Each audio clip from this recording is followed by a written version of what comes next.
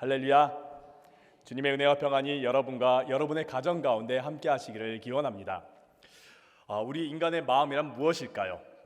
또 마음이란 우리가 어디에 있고 어떤 것일까요? 우리가 살아가면서 마음이란 단어를 참 많이 사용합니다. 마음에 든다, 마음대로 해봐, 또 마음이 아파 등 우리는 마음이란 단어를 참 많이 사용합니다. 그리고 우리의 마음이 최근에는 너무나 중요하다라고 말하고 있습니다. 많은 서적에서 또 많은 정보와 강연에서 마음에 대해서 말하고 있습니다. 마음을 어떻게 다루어야 하는지, 마음을 어떻게 비워야 하는지, 마음을 어떻게 챙겨야 하는지에 대해서 많은 가르침을 주고 있습니다. 특별히 마음에 대해서 과학적으로 연구하는 심리학을 통해서 우리가 많은 정보를 얻고 있지요. 그런데 우리 나 자신의 마음은 알지 못하는 것 같습니다. 다른 건 다 알 것 같은데 내 마음만은 도대체 어떤지 모르겠습니다. 시시때때로 자꾸 변화되고 또 내 마음 안에서 너무나 많은 싸움들이 일어나서 우리의 마음이 어떤지 또 내 마음이 어떠한 상태인지 정말 알기가 어렵습니다. 심지어 너무 변하다 보니까 내 마음 자체를 믿지 못하지요. 그래서 한 목사님께서 도대체 마음이란 무엇인지, 성경에서 마음을 뭐라고 말하고 있는지, 또 우리가 마음을 어떻게 해야 하는지에 대해서 궁금해하고 알아보고 조사하고 묵상했던 분이 계십니다. 서울 수석교회를 담임하시는 황명한 목사님께서 마음이란 도대체 무엇일까? 또 성경에서 마음에 대해서 뭐라고 말하고 있는 거고, 또 우리는 이 마음을 어떻게 다스려야 하는가에 대해서 고민하면서 책을 하나 쓰셨습니다. 그 책의 제목이 마음 바로 알기입니다. 책을 보면은 우리 인간의 마음, 정말 많은 정보와 많은 책에서 나타나고 있지만은 이 마음은 정확히 알기 어렵다라고 말합니다. 하지만은 이 마음의 공간은 너무나 크다라고 말합니다. 세상 그 무엇으로도 채울 수 없을 만큼 우리의 마음의 공간이 너무 크다라는 것이지요. 마음이라는 히브리어는 레브라는 단어를 사용하고 있습니다. 근데 이 단어의 어원을 보면은 레바브라고 해갖고 그 뜻은 공허하다, 또 비어있다라는 뜻을 가지고 있습니다. 우리의 마음은 비어있는 상태, 공허한 상태인데 이 안에 무엇인가로 채워야 한다라는 것이죠. 근데 그 공간이 너무나 큰 나머지 세상 그 무엇으로도 채울 수 없다라고 말합니다. 명예로, 지식으로, 물질로, 사랑으로 그 어떤 것으로도 채울 수 없다라고 말합니다. 솔로몬이 그것을 증명했습니다. 그가 세상의 모든 것을 다 해보고 모든 것을 다 가져봤지만은 그가 한 고백은 무엇입니까? 전도서 1장 2절에 그가 이렇게 고백하지요. 전도자가 이르되 헛되고 헛되며 헛되고 헛되니 모든 것이 헛되도다라고 말합니다. 솔로몬은 모든 것을 다 해보고 모든 것을 다 누려보고 모든 것을 다 가져봤지만은 그의 마음을 채울 수 없었다라는 것이지요. 여전히 공허하고 여전히 헛되하고 허무하다라고 그가 고백합니다. 그런데 책에서 이러한 마음을 채울 수 있는 유일한 방법, 유일한 것이 하나가 있다라고 말합니다. 그것이 무엇이냐? 이 세상을 창조하시고 온 우주보다 더 크시고 더 위대하고 더 넓으신 하나님만이 우리의 마음을 채울 수 있다라고 책에서 말하고 있습니다. 세상 그 무엇으로도 우리의 마음을 채울 수 없지만은 이 마음은 하나님으로만, 오직 하나님으로만 채울 수 있다라는 것이지요. 그래서 세상 것으로 채우다 보면 오히려 더 불안하고 오히려 더 분노가 일어나고 오히려 그 마음 가운데 허무함이 가득하지만은 하나님으로 우리가 채워갈 때에 그 마음의 충만함으로 말미암아 평안을 누리고 만족함을 누린다라는 겁니다. 그래서 이러한 마음을 우리가 잘 지켜야 하고 잠언에서 이렇게 말합니다. 잠언 4장 23절에서 이렇게 말합니다. 모든 지킬 만한 것 중에 더욱 내 마음을 지키라. 생명의 근원이 이에서 남이라. 사랑하는 성도 여러분, 여러분의 마음은 지금 어떠하십니까? 그리고 여러분의 마음에 무엇으로 채우고 계십니까? 오늘 여러분과 함께 나눌 말씀은 예레미야입니다. 예레미야서의 배경은 북이스라엘이 아수르에서 멸망을 당하고 말았습니다. 그러면서 그 아수르가 부강해졌지만은 어느 순간 바벨론에 의해서 바벨론이 부강하면서 아수르가 무너지고 말았습니다. 그러한 상황 가운데 남유다는 열강들에 의해서 굉장히 불안함을 가지고 있었습니다. 잦은 전쟁과 불안한 정서로 말미암아 이스라엘 백성들, 남유다 백성들은 불안 가운데 또 우울한 가운데, 두려운 가운데 살아가고 있었습니다. 전쟁으로 말미암아 많은 것이 피폐해졌습니다. 또 불안한 정세로 말미암아 많은 것들을 착취당하고 있습니다. 이러한 불안한 가운데, 이러한 어려운 가운데 이스라엘의 많은 백성들이 어떻게 해야 하나, 이러한 불안한 마음을 어떻게 해야 하나라면서 세상의 것을, 우상을 찾기 시작했습니다. 그러면서 하나님으로부터 점점 멀어지기 시작했습니다. 이러한 상황 속에서 오늘 본문의 말씀이 들려지고 있습니다. 그러다 보니까 오늘 본문에 반복되는 단어가 있습니다. 마음이라는 단어가 반복됩니다. 1절에서 5절에서 9절에서 10절에서 마음이라는 단어가 반복되고 있습니다. 10절은 심장과 폐보라고 말하고 있지만은 그것 또한 마음을 말하고 있습니다. 이렇게 반복되는 마음이라는 단어 가운데 오늘 본문에서 이 마음을 두 가지로 나누어 대조하고 있습니다. 하나는 하나님을 떠난 마음, 다른 하나는 하나님을 가까이 하는 마음. 이 두 마음을 대조하고 있습니다. 하나님을 떠난 마음은 어떠한지, 또 그 마음의 결과는 무엇인지에 대해서 말하고 있습니다. 반대로 하나님을 가까이 한 마음은 무엇이며 그 결과는 어떠한지를 말하며, 이렇게 우리가 마음을 어떻게 해야 되는지, 어떻게 지켜나가야 되는지에 대해서 오늘 본문 가운데 말하고 있습니다. 오늘 이 부분에 대해서 여러분과 나눠 보고자 합니다. 참 마음이 뒤숭숭할 때입니다. 세상의 많은 소식과 또 세상의 많은 일들로 말미암아 우리의 마음이 불안하고 뒤숭숭할 때입니다. 이럴 때 우리가 다른 것으로 이 마음을 채우는 것이 아니라 하나님으로 채우시는 여러분들 되시길 간절히 바랍니다. 하나님으로 채우시면서 우리의 마음 가운데 하나님으로 말미암아 만족하고 평안함을 누리시기를 간절히 바랍니다. 첫 번째입니다. 하나님을 떠난 마음이란 과연 무엇일까요? 오늘 본문의 9절에 하나님을 떠난 마음에 대해서 이렇게 말하고 있습니다. 만물보다 거짓되고 심히 부패한 것은 마음이라. 누가 능히 이를 알리오마는. 우리의 마음 알 수 없다. 그런데 이 마음은 만물 그 무엇보다, 이 세상 그 무엇보다 거짓되다, 믿을 수가 없다. 그리고 심히 부패했다, 더럽다, 악하다, 살릴 수가 없다라고 말합니다. 왜 이렇게 된 것일까요? 그 이유에 대해서 앞구절 1절과 5절에서 말하고 있습니다. 1절에서 먼저 이렇게 말합니다. 유다의 죄는 금강석 끝 철필로 기록되되 그들의 마음판과 그들의 제단뿔에 새겨졌거늘. 금강석 끝 철필로 새겨졌다. 그것은 굉장히 강하게 새겨졌다라는 말합니다. 죄가 굉장히 강하게 새겨졌는데 어디에 새겨졌냐? 마음판과 제단뿔에 새겨졌다라고 말하고 있습니다.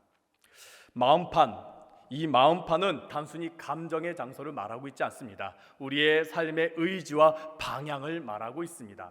이러한 마음판에 원래 새겨져야 될 것이 있습니다. 그것은 무엇이냐? 하나님의 말씀이 새겨져야 합니다. 신명기 6장에 보면 쉐마 이스라엘아 들으라 하면서 하나님의 말씀을 마음에 반드시 새기라고 말씀하고 있습니다. 잠언은 마음에 대해서 굉장히 많이 말씀하고 있는데 그 마음에 대해서, 그 마음 가운데 하나님의 말씀을 새기라라고 분명하게 말하고 있습니다. 잠언 3장 3절에 있는 말씀을 보면 이렇게 말합니다. 인자와 진리가 내게서 떠나지 말게 하고 그것을 내 목에 매며 내 마음판에 새기라라고요. 우리의 마음판은 하나님의 말씀으로 새겨야 합니다. 하나님의 말씀으로 충만해야 합니다. 하나님이 거하셔야 합니다. 그런데 이러한 마음판에 죄가 새겨졌다는 것은 하나님으로부터 멀리 떠났기 때문입니다. 하나님으로부터 떠나게 되자 그 마음 가운데 다른 것이 들어오게 되면서 죄가 그 마음판에 새겨지게 되는데 너무나 강하게 새겨지게 된 것이죠. 우리의 힘과 우리의 능력으로 지우고 깨끗하게 할 수 없을 만큼 강하게 마음 가운데 죄가 새겨지다 보니까 우리의 마음속에 죄가 자꾸만 일어나게 되고 그 죄로 말미암아 자꾸 반복적으로 넘어지게 되는 것이지요. 제단뿔에 새겨졌다고 하는데 제단뿔이란 무엇이냐? 번제단 내 모퉁이에 뿔이 달려 있는데 그 뿔을 말하고 있습니다. 이것은 예배 가운데 속죄를 상징하고 있습니다. 이 제단뿔에 제물을 묻거나 혹은 제물의 피를 바르는데 그러면서 하나님의 용서와 하나님의 구원과 하나님의 은혜를 바라고 있습니다. 즉 이 제단뿔이라는 것은 하나님의 은혜, 하나님의 구원, 하나님의 용서, 바로 용서받는 장소를 상징하고 있습니다. 하나님께 다시 가까이 나아가는 장소라는 것이죠. 그런데 이러한 곳에 죄가 너무나 강력히 새겨졌다라고 말합니다. 죄가 지워지지 않게요. 용서의 장소, 죄가 지워지는 장소, 죄가 사라지는 그러한 장소에 죄가 너무나 강력하게 쓰여진 나머지 더 이상 죄를 용서받지 못하고 하나님께 가까이 가지 못하는 지경에 이르렀다라고 말하고 있습니다. 하나님을 떠났기 때문이지요. 왜 이렇게 된 것일까요? 5절에서 그 이유를 말하고 있습니다. 5절에서 이렇게 말합니다. 여호와께서 이와 같이 말씀하시느니라. 무릇 사람을 믿으며 육신으로 그 힘을 삼고 마음이 여호와에게서 떠난 그 사람은 저주를 받을 것이라. 마음이 떠난 자 어떠한 사람이냐? 바로 사람을 믿고 육신으로 그 힘을 삼는 자들, 사람을 의지하고 사람의 방법을 의지하는 자를 말하고 있습니다. 하나님을 떠났기에 세상의 것, 세상의 힘, 사람의 방법과 사람의 힘을 의지하다 보니까 결국에 죄 가운데 빠지게 되어버렸다라는 것이지요. 위기가 오고 어려움이 오고 또 힘든 일이 오고 두렵고 우울할 때는 종종 우리는 하나님을 잊고 세상의 방법을 찾을 때가 있습니다. 내게 어려움을 닥쳐올 때 어떻습니까? 먼저 기도하기보다는 이걸 어떻게 해야 되나? 내가 누굴 찾아가야 되나? 내가 어떤 방법을 찾아가야 되나? 고민할 때가 많이 있죠. 그렇게 세상의 방법을 찾을 때가 많이 있습니다. 정신을 차리고 하나님께 돌아가서 하나님께 기도하고 말씀을 찾으면 다행인데 많은 사람들이 하나님을 찾기보다는 세상의 방법을 더 의지할 때가 많이 있습니다. 세상의 방법을 더 사용할 때가 많이 있습니다. 한 여론조사 전문기관에서 2023년도에 조사를 하나를 했는데 기독교인에 대해서 한번 조사를 했습니다. 기독교인의 30%가 점집에 간다라고 나왔습니다. 그것이 더 전에는 20%, 그 전에는 더 낮은 수치였는데 시간이 지날수록 그 수치가 점점 더 높아지고 있는 것을 보게 됩니다. 그것이 젊은이일수록 더 비율이 높아지고 있습니다. 많은 비용을 들이고 또 많은 시간을 들임에도 불구하고 많은 사람들이 점집을 찾아가고 있습니다. 왜 그런가? 왜 그렇게 찾아가나? 이유를 알아보았더니 경제적 어려움 때문에, 또 결정의 문제, 누구랑 결혼해야 되나, 어떤 직장에 들어가야 되나, 어떤 곳에 투자해야 되나, 내가 무엇을 해야 되나, 결정의 문제 때문에, 혹은 미래의 불안과 심리적 불안과 관계의 불안 때문에 점집을 찾는다라고 말합니다. 너무나 많은 사람들이 그렇다라고 그러더라고요. 기도하기보다, 말씀을 찾기보다 그렇게 점집을 찾아간다라고 그러더라고요. 이게 너무 이해가 되지 않아서 제 친구에게 한번 전화해봤습니다. 예전에 교회를 다녔는데 지금 교회 다니지 않는 친구, 제 전도 대상자인 친구에게 전화를 했습니다. 그 친구 참 잘 나가고 있거든요. 세상에서 정말 잘 살고 있는데 그 친구에게 한번 전화해봤습니다. 야, 너도 점 봐? 그랬더니 그렇대요. 왜 가? 그렇게 물어봤더니 그 친구도 답이 비슷하더라고요. 불안할 때 가. 그리고 뭔가 결정해야 될 때 가. 그리고 좀 답답하고 불안하면 좀 가기는 해. 하고서 물어봤습니다. 가면 어떻지? 그랬더니 이렇게 말하더라고요. 내 이야기 되게 잘 들어줘. 그리고 이렇게 해라 저렇게 해라 결정해줘. 그거 되게 편해. 그러면서 가면 굉장히 편하다. 내가 다 믿는 거 아닌데 가면 편해. 그런 답변을 주더라고요. 그러면서 전화 끊을 땐 제게 또 이렇게 말해요. 지성아, 날 위해서 좀 기도해줘. 기도해야죠. 교회 좀 오라고, 교회 오게 좀 해달라고, 하나님 믿어서 좀 구원받게 해달라고 기도해야죠. 이렇게 사람들이 불안하고 뭔가 결정을 앞두고 있고 뭔가 우울하고 마음이 힘들 때 이렇게 세상의 것들을 의지하는 것을 종종 보곤 합니다. 근데 그들의 마음이 정말 편한 것일까요? 그들의 마음이 정말 해결된 것일까요? 오늘 본문 6절에서 그렇지 않다라고 말합니다. 6절에서 이렇게 말합니다. 함께 오늘 본문 6절에 있는 말씀 함께 읽겠습니다. 그는 사막의 떨기나무 같아서 좋은 일이 오는 것을 보지 못하고 광야 간조한 곳 건건한 땅 사람이 살지 않는 땅에 살리라. 그러한 자들 마음이 편할까? 그렇지 않습니다. 그러한 자들 겉으로는 멀쩡하게 보이지만은 사막의 떨기나무와 같다라고 말합니다. 겉으로는 멀쩡하게 보이지만은 힘겹게 겨우겨우 살아가는 떨기나무와 같다라고 말합니다. 그러면서 본문에서 이어지면서 세 가지의 그 모습을 나타내고 있습니다. 광야 간조한 곳 건건한 땅 사람이 살지 않는 땅. 그들의 마음 상태를 이렇게 말하고 있습니다. 간조한 것 어떤 땅입니까? 메말라 버린 땅입니다. 죽어버린 땅입니다. 건건한 땅은 소금기가 많은 땅이어서 쓸모없는 땅, 그 무엇도 할 수 없는 열매 맺지 못하는 땅을 말합니다. 그리고 사람이 살지 않는 땅, 고독하고 외롭고 우울한 곳이지요. 하나님을 떠난 사람들의 마음이 바로 이러하다라고 말합니다. 겉으로는 멀쩡하게 보이지만은 그 마음은 메말라가 죽어가고 있습니다. 그 마음은 그 무엇도 할 수 없어서 불안하고 있습니다. 그리고 외롭고 고독하고 우울합니다. 그래서 좋은 일이 와도 알 수 없다라는 것이죠. 힘들게 살아간다라는 것입니다. 왜 그렇습니까? 하나님을 떠났기 때문입니다. 13절 마지막 부분에 보면은 그 이유가 생수의 근원이신 이 마음, 우리의 마음을 살아나게 하고 이 마음 가운데 생명을 얻게 하는 그 생수의 근원이신 하나님을 떠났기 때문이다라고 말씀하고 있습니다. 그래서 그들의 마음은 아무것도 할 수 없고 아무것도 잘할 수가 없습니다. 마치 누가복음 8장에 예수님께서 밭의 비유로 말씀하신 길가와 같은 땅, 돌짝밭과 같은 땅, 그리고 가시덤불과 같은 땅이 되어버린 것이죠. 그들의 마음이 하나님을 떠났기 때문에 이렇게 됐다라는 겁니다. 하나님을 떠난 마음은 아무 것으로도 그 무엇으로도 채울 수가 없고 그 무엇으로도 잘할 수 없는 황량한 사막과 광야와 같습니다. 그러면 어떻게 해야 할까요? 우리는 어떻게 해야 할까요? 오늘 본문에서 말합니다. 생수의 근원이신 하나님을 가까이 해야 된다고 말합니다. 오늘 본문 7절과 8절 우리 함께 한 목소리로 읽도록 하겠습니다. 그러나 무릇 여호와를 의지하며 여호와를 의뢰하는 그 사람은 복을 받을 것이라. 그는 물가에 심어진 나무가 그 뿌리를 강변에 뻗치고 더위가 올라올지라도 두려워하지 아니하며 그 잎이 청청하며 가무는 해에도 걱정이 없고 결실이 그치지 아니함 같으리라. 아멘. 이 말씀을 보면 좀 떠오르는 구절이 있습니다. 시편 1편에 있는 말씀이죠. 시편 1절에서부터 3절까지 있는 말씀, 참 우리들도 좋아하는 말씀이죠. 함께 봉독하도록 하겠습니다. 복 있는 사람은 악인들의 꾀를 따르지 아니하며 죄인들의 길에 서지 아니하며 오만한 자들의 자리에 앉지 아니하고 오직 여호와의 율법을 즐거워하여 그의 율법을 주야로 묵상하는도다. 그는 시냇가에 심은 나무가 철을 따라 열매를 맺으며 그 잎사귀가 마르지 아니함 같으니 그가 하는 모든 일이 다 형통하리로다. 아멘. 시편 1편 1절에서 말하는 악인, 죄인, 그리고 오만한 자, 어떠한 자들입니까? 하나님을 떠난 자들입니다.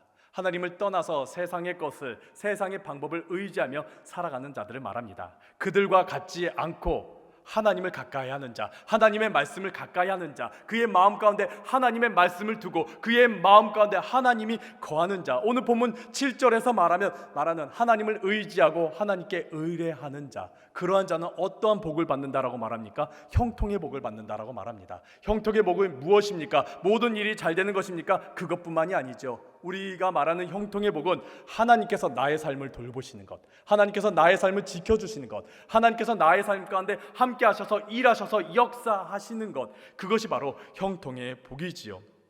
바로 시냇가에 심겨진 나무, 물가에 심겨진 나무, 냇가에 심겨진 나무와 같다라는 것입니다. 내 안에 하나님께서 거하셔서 나에게 시시때때로 힘을 주시고 일하시고 함께 하시는 그 은혜, 그 복이 하나님을 가까이 하는 자에게 임한다라고 말합니다. 하나님을 가까이 하는 자에게도 시련은 옵니다. 고난이 옵니다. 어려움이 옵니다. 참 힘든 상황 가운데 놓이기도 합니다. 하지만은 하나님께서 함께 하시기 때문에, 하나님께서 우리에게 힘을 더하여 주시기 때문에, 하나님께서 생수의 근원이신 하나님께서 나에게 계속해서 힘과 능력을 더하여 주시기 때문에 우리가 모든 것을 다 할 수 있고 모든 것을 능히 이길 수 있기 때문에 두렵지 않다라는 것이지요. 세상의 것으로는 우리를 채울 수 없습니다. 세상의 것으로는 우리 마음 가운데 만족함을 줄 수 없습니다. 하지만은 내 안에 하나님이 거하실 때 우리는 만족하고 평안함을 누릴 수 있다는 것이죠. 그래서 우리 안에 있는 세상의 것들을 비워야 하고 하나님의 것으로 채워야 하는 것입니다. 복음 전도자 무디 목사님이 설교하실 때 이런 말을 했습니다. 컵을 손에 들고서 사람들에게 말합니다. 이 컵에 있는 공기를 다 빼는 방법은 무엇일까요? 어떻게 하면 이 안에 있는 공기를 다 뺄 수 있을까요? 사람들이 빙그레 웃으면서 말합니다. 그 안에 있는 공기를 다 빼려면요, 공기 압축기로 가지고 공기 펌프를 가지고 다 빼버리면 됩니다라고 말합니다. 그러자 무디 목사님이 빙그레 웃으면서 이렇게 말합니다. 그렇게 억지로 하면 깨져버리고 말아요. 컵을 깨지지 않고 그 안에 있는 공기를 다 빼는 방법은요, 그 안에 무언가를 채우면 됩니다. 그러면서 그 컵에 주전자를 들고 물을 가득 채웠습니다. 그것을 본 온 회중들은 감탄하면서 깨달음을 얻습니다. 우리 안에 있는 죄를 비우기 위해서, 우리 안에 있는 많은 문제와 두려움과 걱정들을 비우기 위해서는 그저 주님으로 채우면 되는구나라고요. 우리 안에 있는 죄나 우리 안에 있는 문제, 또 내 마음 가운데 있는 많은 걱정들, 또 이 치열한 이 영적 싸움들을요, 우리의 힘으로는요 해결하기 참 어렵습니다. 내 안에 있는 죄, 내 안에 있는 문제 비우기, 내 힘으로 비우기 너무나 어렵습니다. 그러나 하나님으로 우리가 채울 때에 우리 안에 있는 모든 죄가 다 씻겨져 나아갑니다. 우리 안에 있는 모든 문제가 다 사라집니다. 그렇기에 우리 안에 주님으로 충만해야 한다라는 것이지요. 그러면 우리 안에 주님으로 충만한 것, 주님이 내 안에 거하셨을 때 그 주님, 다른 것이 틈타지 않도록 지키기 위해선, 이 마음을 지키기 위해선 어떻게 해야 할까요? 복음주의 설교가 아더 핑크라는 분이 계십니다. 그 아더 핑크 목사님이 책을 하나 쓰셨는데 내 마음을 지켜라 라는 책을 쓰셨습니다. 그 책에서 우리의 마음을 지키기 위해서 4가지 방법을 제시하는데, 첫 번째, 선한 양심을 지녀라. 두 번째, 주님을 항상 우리 앞에 모셔라. 세 번째, 마음을 부지런히 살펴라. 네 번째, 마음을 거룩히 가꾸어라 라고 말합니다. 그러면서 아더 핑크 목사님이 이렇게 말하면서 마지막 부분에 빌립보서 4장 6절에서부터 7절까지에 있는 말씀을 말합니다. 우리 함께 빌립보서 4장 6절에서부터 7절까지 있는 말씀 한 목소리로 봉독하겠습니다. 아무것도 염려하지 말고 다만 모든 일에 기도와 간구로 너희 구할 것을 감사함으로 하나님께 아뢰라. 그리하면 모든 지각에 뛰어난 하나님의 평강이 그리스도 예수 안에서 너희 마음과 생각을 지키시리라. 아멘. 우리가 마음을 지키기 위해서 어떻게 해야 되냐? 기도해야 된다는 겁니다. 하나님께 기도해야 된다는 겁니다. 우리가 하나님께 기도할 때 하나님께서 우리의 마음을 지켜주신다라는 것이죠. 내 힘으로 어떻게 하라는 것보다 가장 중요한 거, 가장 먼저 해야 될 게 뭐냐? 하나님께 내 마음을 놓고 기도해야 된다라는 것이죠. 내가 우울할 때, 내가 불안할 때, 내가 두려울 때 우리가 다른 것을 찾는 것이 아니라 하나님께 먼저 기도해야 한다는 겁니다. 그때에 하나님께서 우리의 마음을 지켜주신다라는 것이죠. 오늘 본문에서도 마찬가지입니다. 오늘 본문 맨 마지막 구절 14절에서도 이렇게 예레미야가 기도하고 있습니다. 여호와여, 주는 나의 찬송이시오니 나를 고치소서. 그리하시면 내가 낫겠나이다. 나를 구원하소서. 그리하시면 내가 구원을 얻으리이다. 하나님, 나를 고쳐주옵소서. 하나님, 나를 구원하여 주시옵소서. 이 말씀을 문맥상으로 쭉 가면은 지금 고쳐달라고 하는 것, 구원하여 달라는 것이 무엇이겠습니까? 우리 마음입니다. 혼란스러운 우리의 마음, 상처난 우리의 마음, 정말 영적 전쟁으로 말미암아 피폐해질 우리의 마음, 하나님 고쳐주시옵소서. 그리하면 하나님께서 고쳐주실 줄로 믿습니다. 하나님, 그 가운데서, 그 영적 전쟁의 치열한 가운데서, 내 마음과 내 이 혼란한 가운데서 구원하여 주옵소서. 그러면 하나님, 내가 구원을 받습니다. 하나님 도와달라고 예레미야가 기도하고 있습니다. 사랑하는 성도 여러분, 우리가 하나님께 기도할 때 하나님께서 나의 마음을 지켜주십니다. 나의 마음을 돌보시고 나의 마음을 만지시고 나의 마음을 평온케 해주십니다. 그렇기에 사랑하는 성도 여러분, 마음속에 어려움이 있을 때, 불안함이 있을 때, 자꾸 하나님 외에 다른 것이 떠오를 때에 하나님께 기도하시기를 바랍니다. 하나님을 찾으시길 바랍니다. 하나님이 내 마음에 거하시기를 기도하시기를 간절히 바랍니다. 그리하시면 하나님께서 우리의 마음을 만지시면서 우리를 주님의 평안으로, 주님의 기쁨으로, 주님의 사랑으로 충만케 해주십니다. 그 충만한 가운데 살아가는 여러분들 되시기를 간절히 바랍니다.